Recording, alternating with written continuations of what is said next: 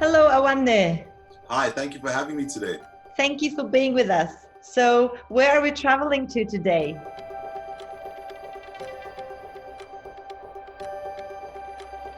Tell us something about Johannesburg, South Africa, that the Connective Cities Network doesn't know yet.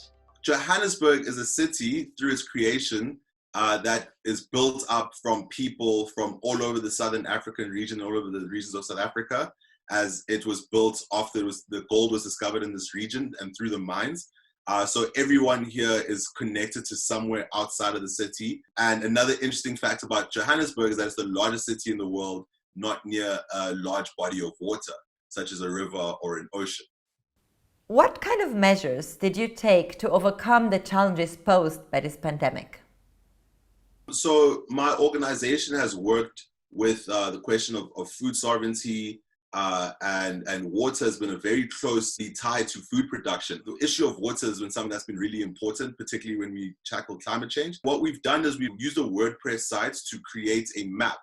So community members or grassroots activists would log onto our site and they would fill out a Google form with regards to information of where they're located, how long they've been without water, the reason for them being water stressed as they understand it, whether it be droughts, or infrastructure issues or corruption, and then other more nuanced information regarding things that could help us further locate where they are. In our country, South Africa, the lockdown period began in April. So during the hard lockdown period, we gathered this information and we wrote 4 reports that we sent to the National Department of Water and Sanitation to try coordinate local interventions and to try keep abreast of whether they have intervened in places where they say that they were supposed to intervene, but the water had not yet reached people. So we made sure to keep these reports coming with any time the department would send out a report saying that they've sent out water,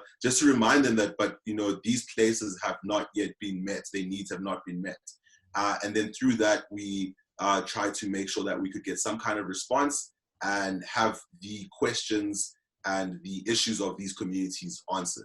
Thank you so much. So your organization has helped immensely to communicate basically all the needs and to make sure that the government is also being held accountable for delivering the water that it promised to deliver.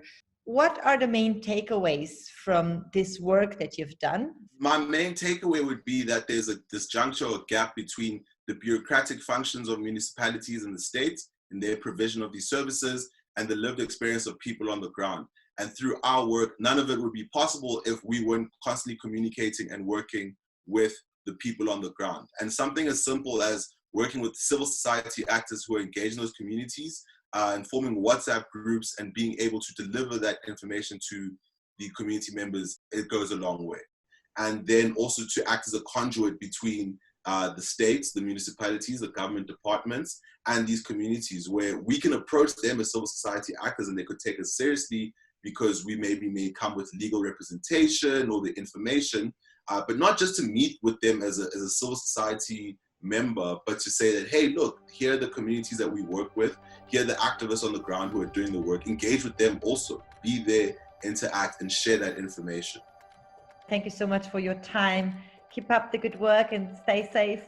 Hambani kahle in my language, which means go well. And thank you for having me in the space.